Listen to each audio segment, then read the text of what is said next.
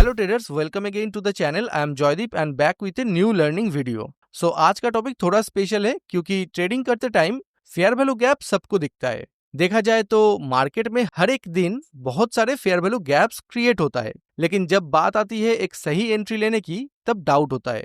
कौन सा fair value gap के ऊपर एंट्री लेना चाहिए समझ ही नहीं आता। सो इस वीडियो में देखेंगे कैसे एक high probability fair value gap को आइडेंटिफाई किया जाता है। एंड यहाँ पे हम 3 डिफरेंट फेजेस का यूज करेंगे to find out a high probability fair value gap. तो अगर आप भी कंफ्यूज होते हो कि कौन सा फेयर वैल्यू गैप स्ट्रांग है और कौन सा अवॉइड करना चाहिए, तो ये वीडियो आपके लिए एक आई ओपनर हो सकता है। ट्रस्ट मी, इसके बाद आप किसी भी फेयर वैल्यू गैप को कॉन्फिडेंटली जज कर पाओगे। सो वीडियो को एंड तक जरूर देखना क्योंकि इस वीडियो से आपको बहुत कुछ सीखने को मिलेगा। बेसिकली फेयर वैल्यू गैप एक 3 कैंडल पैटर्न है जहां पर फर्स्ट एंड थर्ड कैंडल के हाई एंड लो के बीच एक गैप या इम्बैलेंस क्रिएट होता है। ये गैप तब बनता है जब मार्केट में एग्रेसिव बाइंग या फिर एग्रेसिव सेलिंग मोमेंटम आता है। इस पैटर्न में सेकेंड कैंडल के अंदर प्राइस बहुत ही फास्ट मोमेंटम करता है, जिसका मतलब है वहां पर बायर्स या सेलर्स इक्वली इन्वॉल्व नहीं हो पाते हैं। मतलब एक इनएफिशिएंसी क्रिएट होता है। एंड ये तभी पॉसिबल है जब मार्केट में स्मार्ट मनी या बिग प्लेयर्स एंट्री करते हैं। अभी एक high probable fair value gap find out करने से पहले हम 3 फेसेस के थ्रू प्राइस को ब्रेक डाउन करने की ट्राई करेंगे। फर्स्ट आता है बिफोर फेज, मतलब फेयर वैल्यू गैप क्रिएट होने से पहले हमें मार्केट को कैसे अप्रोच करना है।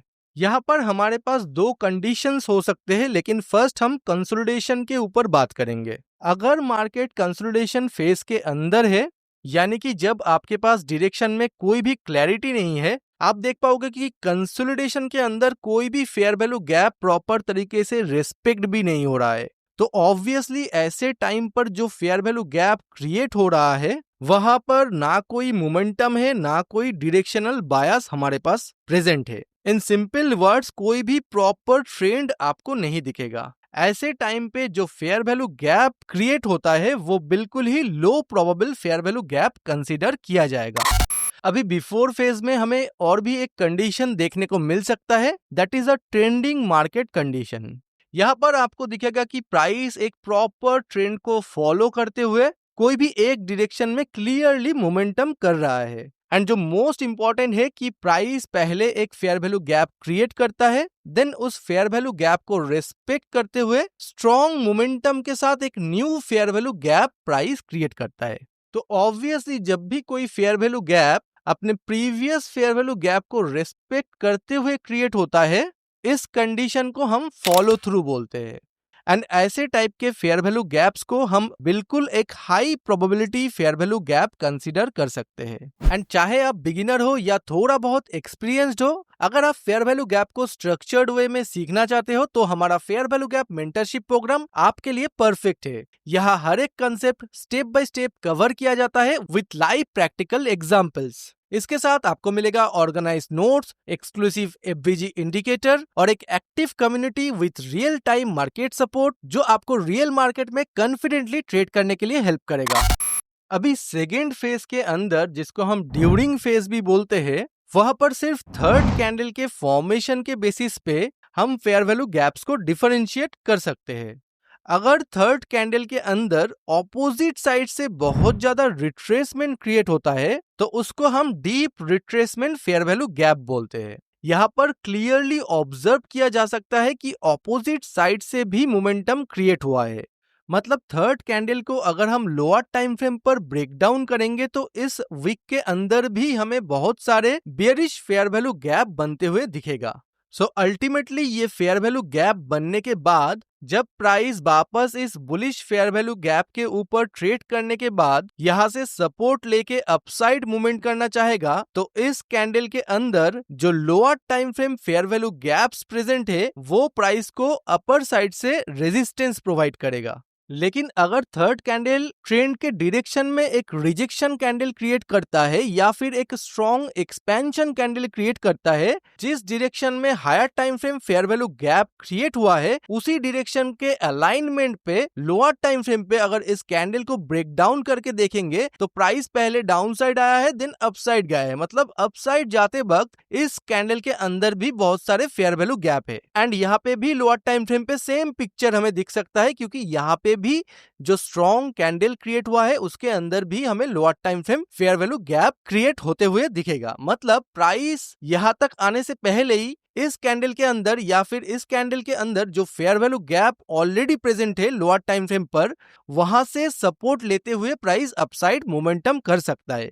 तो ऐसे केस में जहां पे थर्ड कैंडल एक रिजेक्शन कैंडल है या फिर एक्सपेंशन कैंडल है, तो ऐसे केस में प्राइस का फेयर वैल्यू गैप तक वापस ट्रेड करने का प्रोबेबिलिटी बहुत ज्यादा कम होता है। फिर भी इसको हम लो प्रोबेबल फेयर वैल्यू गैप बिल्कुल ही कंसीडर नहीं करते हैं, क्योंकि अगर प्राइस यहाँ पे आता है तो ऑब्वियसली यहां से हमें एक स्ट्रॉन्ग मोमेंटम दिख सकता है। लेकिन यह भी कंसीडर करना है कि जब प्राइस वापस यहां तक आएगा तो एक सेलिंग प्रेशर भी क्रिएट होगा। उस सेलिंग प्रेशर के अंदर अगर फिर से कोई fair value gap down side create हो जाता है तो हमें थोड़ा सा लोअर टाइम फ्रेम पे जाके कंफर्मेशन के साथ ट्रेड करना है।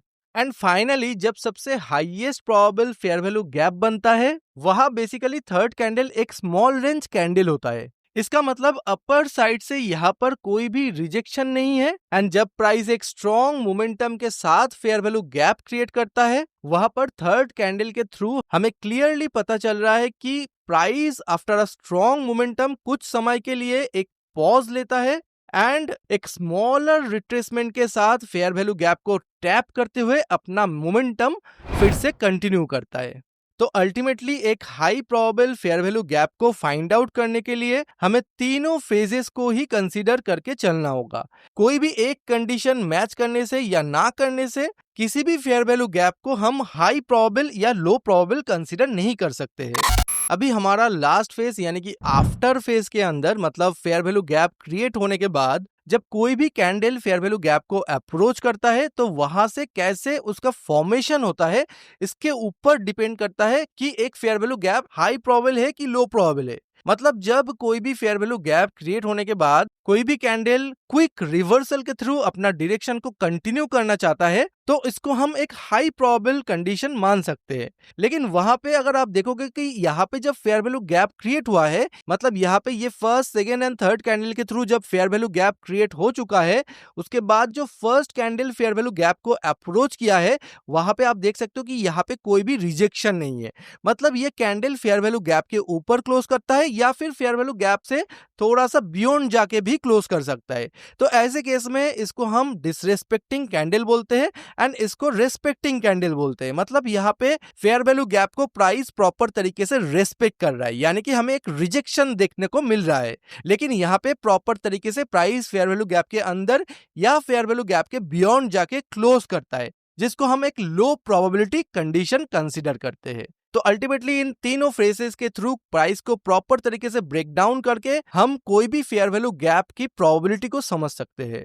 कोई भी एक कंडीशन मैच करने से या ना करने से हम कभी भी एक फेयर वैल्यू गैप को हाई प्रोबेबल या लो प्रोबेबल जज नहीं कर पाएंगे। हमें ओवरऑल पिक्चर को समझना होगा। तो अल्टीमेटली मार्केट जब ऐसे कंसोलिडेशन फेज में होता है, जब कोई भी फेयर वैल्यू गैप प्रॉपर तरीके से रेस्पेक्ट नहीं होता है, तो उस फेज को हम कंसोलिडेशन फेज बोलते हैं, जहां पे हमें बिल्कुल ही ट्रेड नहीं करना है कोई भी फेयर वैल्यू गैप के ऊपर। जब प्राइस इस कंसोलिडेशन को ब्रेक करते हुए एक फेयर वैल्यू गैप क्रिएट करता है एंड उसको फिर से रिस्पेक्ट करते हुए कोई new fair value gap create करता है, यानी कि प्रॉपर तरीके से हमें जब फॉलो थ्रू मिलता है, तब जाके उस फेयर वैल्यू गैप को एक high probable fair value gap consider करते हुए हम ट्रेड कर सकते हैं। अल्टीमेटली इन शॉर्ट अगर बात करें तो एक high probability fair value gap होने के लिए बिफोर फेज के अंदर प्राइस को प्रॉपर ट्रेंड में होना चाहिए and previous fair value gap को रिस्पेक्ट करते हुए new fair value gap create करना चाहिए। ड्यूरिंग फेज के अंदर थर्ड कैंडल एक स्मॉल रेंज कैंडल या फिर स्ट्रॉन्ग कैंडल होना चाहिए एंड आफ्टर फेज में, मतलब फेयर वैल्यू गैप क्रिएट होने के बाद वहां से प्राइस को क्विकली रिजेक्शन शो करना चाहिए, तभी जाके हम एक फेयर वैल्यू गैप को high probable fair value gap consider करेंगे। हमेशा याद रखिएगा कि अल्टीमेटली प्राइस कोई भी फेयर वैल्यू गैप के ऊपर कैसे रिएक्शन कर रहा है उसके ऊपर ही फेयर वैल्यू गैप का स्ट्रेंथ इंडिकेट किया जाता है। अगर कोई भी फेयर वैल्यू गैप से प्राइस ट्रेड करने के बाद क्विकली रिजेक्ट करता है तो वहां से ही हमें स्मार्ट मनी का इंटेंट समझ में आता है। लेकिन अगर कोई भी फेयर वैल्यू गैप के ऊपर प्राइस आके डीपली क्लोज कर जाता है तो वो एक लो प्रोबेबिलिटी कंडीशंस को इंडिकेट करता है। लेकिन स्टिल हम लोअर टाइम फ्रेम पे जाके विथ हायर कंफर्मेशन दोनों साइड से अगर प्रोबेबिलिटी को बैलेंस कर पाते हैं तो हम बिल्कुल वहां पे ट्रेड कर सकते हैं। यहाँ पर हमारे सामने हायर टाइम फ्रेम का चार्ट है एंड यहाँ क्लियरली ऑब्जर्व किया जा सकता है कि प्राइस इस लेवल के ऊपर पहले कंसोलिडेट कर रहा है, बाद में इस लेवल पे आने के बाद प्रॉपरली हायर हाई क्रिएट करते हुए प्राइस अपना ट्रेंड अपसाइड डायरेक्शन में कंटिन्यू कर रहा है। अगर टारगेट की बात किया जाए तो यहाँ पर आप देख सकते हो कि एक मेजर स्विंग हाई यानी कि एक major buy side liquidity present है। तो इस लेवल तक हम अपना हायर टाइम फ्रेम बायस या टारगेट डिसाइड कर सकते हैं। यहाँ पे क्लियरली आप देख सकते हो प्राइस ने इस लेवल को हायर हाई क्रिएट करते हुए अप्रोच किया है एंड इस एरिया को अगर हम थोड़ा सा जूम इन करके देखें तो यहाँ पर आपको दिखेगा कि प्राइस पहले multiple times fair value gap create किया है एंड बाद में इन सारे फेयर वैल्यू गैप को रेस्पेक्ट भी किया है। आप देख सकते हो इन फेयर वैल्यू गैप्स के ऊपर price again and again respecting candle create करते हुए अपना डायरेक्शन को कंटिन्यू किया है। तो यहाँ पर हमारे सारे कंडीशंस मैच कर रहा है। लाइक मार्केट एक प्रॉपर ट्रेंड में है, अपने प्रीवियस फेयर वैल्यू गैप्स को रेस्पेक्ट करते हुए अपसाइड जा रहा है एंड अपने बायस तक अप्रोच करने से पहले इस फेयर वैल्यू गैप के ऊपर हम इजीली ट्रेड कर सकते हैं। अभी इस पिक्चर को और भी थोड़ा सा जूम इन करें तो हमें दिखेगा कि मार्केट सबसे पहले इस फेयर वैल्यू गैप से एक रेस्पेक्टिंग कैंडल क्रिएट करते हुए अपना डायरेक्शन को कंटिन्यू किया है एंड फिर अपने हायर टाइम फ्रेम बायस को अप्रोच किया है।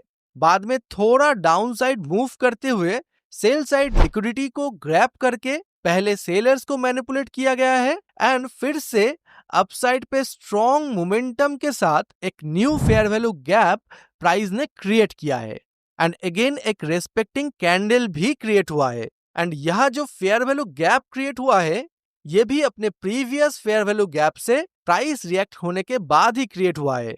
सो यहाँ पर भी हम ट्रेड कर सकते हैं। तो पहले इस फेयर वैल्यू गैप को लोअर टाइम फ्रेम पर अगर ब्रेक डाउन करके देखें तो क्लियरली हमें देखने को मिलेगा कि प्राइस पहले जब हायर टाइम फ्रेम पर फेयर वैल्यू गैप का जो लेवल है उस लेवल पे अप्रोच करने के बाद सबसे पहले प्राइस ने एक bearish fair value gap lower time frame के ऊपर क्रिएट किया था, जिसके थ्रू बहुत सारे सेलर्स को मैनिपुलेट करने के बाद उसको इस लेवल पर कंप्लीटली एक बुलिश कैंडल के थ्रू प्राइस ने डिसरेस्पेक्ट कर दिया।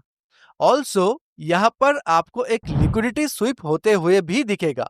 एक्चुअली लिक्विडिटी स्वीप कोई भी ट्रेड लेने से पहले एक एडेड कंफर्मेशन की तरह यूज किया जा सकता है। जिस भी साइड लिक्विडिटी स्वीप या लिक्विडिटी ग्रैब होता है प्राइस उसके ऑपोजिट डायरेक्शन में जनरली मूव करता है। इसके बाद आपको एक bullish fair value gap create होते हुए भी दिखेगा जो कि हायर टाइम फ्रेम के साथ प्रॉपरली अलाइनमेंट पर है एंड ऑल्सो ये जो हाई है इस हाई को ब्रेक करने के बाद प्राइस एक न्यू ऑर्डर फ्लो क्रिएट करता है। फाइनली प्राइस अपने आप को हायर टाइम फ्रेम बायस की तरफ बहुत ही इजीली डिलीवर करता है। इस लेवल पर प्राइस ने एक फेयर वैल्यू गैप भी क्रिएट किया एंड बाद में एक रेस्पेक्टिंग कैंडल भी क्रिएट किया। तो चाहे फेयर वैल्यू गैप से हो या फिर रेस्पेक्टिंग कैंडल बनने के बाद यहाँ पर प्रॉपर रिस्क रिवार्ड मेंटेन करते हुए हम इजीली एंट्री ले सकते हैं। दोनों ही केस में हमें अपना टारगेट मिल जाएगा। अभी हमारे पास हायर टाइम फ्रेम पर जो नेक्स्ट फेयर वैल्यू गैप था प्राइस वहां से एक रेस्पेक्टिंग कैंडल भी क्रिएट किया है। तो अगर हम इस पिक्चर को लोअर टाइम फ्रेम पर ब्रेक डाउन करके देखें तो यहाँ पर भी सेम पिक्चर आपको दिखेगा। जब price higher time frame fair value gap को अप्रोच कर रहा है तब लोअर टाइम फ्रेम पर रिटेलर्स को मैनिपुलेट करने के लिए प्राइस पहले डाउन साइड एक manipulation fair value gap create करता है, बाद में इस फेयर वैल्यू गैप को कंप्लीटली डिसरेस्पेक्ट भी करता है एंड एक new bullish fair value gap भी क्रिएट करता है। एंड यहाँ पर भी इस हाई को ब्रेक करते हुए प्राइस अपना ऑर्डर फ्लो शिफ्ट करता है। तो अल्टीमेटली इस फेयर वैल्यू गैप के ऊपर भी हम क्लियरली एंट्री ले सकते थे, जहां पर आप देख पाओगे कि प्राइस अपने बायस तक बहुत ही इजीली मूव किया है। एंड इस फेयर वैल्यू गैप के ऊपर भी अगर आप ऑब्जर्व करोगे तो आपको एक रेस्पेक्टिंग कैंडल दिखेगा। तो अल्टीमेटली हम डायरेक्टली फेयर वैल्यू गैप के ऊपर भी एंट्री ले सकते थे या फिर रेस्पेक्टिंग कैंडल बनने के बाद भी एंट्री ले सकते हैं। दोनों ही केस में प्रॉपर रिस्क रिवार्ड के साथ आपको अपना टारगेट इजीली अचीव होते हुए दिखेगा। सो अगर आपको वीडियो हेल्पफुल लगा है तो लाइक करना मत भूलना और कमेंट करके जरूर बताना कि आपको सबसे ज्यादा वैल्यूएबल पार्ट कौन सा लगा। एंड चैनल पे नए हो तो अभी सब्सक्राइब कर लो ताकि ऐसे ही स्मार्ट और पावरफुल कंटेंट आपको आगे भी मिलते रहे। इसी के साथ लाइव मार्केट अपडेट्स के लिए डिस्क्रिप्शन में दिए हुए लिंक से आप हमारे फ्री टेलीग्राम चैनल को भी ज्वाइन कर सकते हो। सो आज के लिए इतना ही रखते हैं, मिलते हैं नेक्स्ट वीडियो में। Till then thank you and happy trading.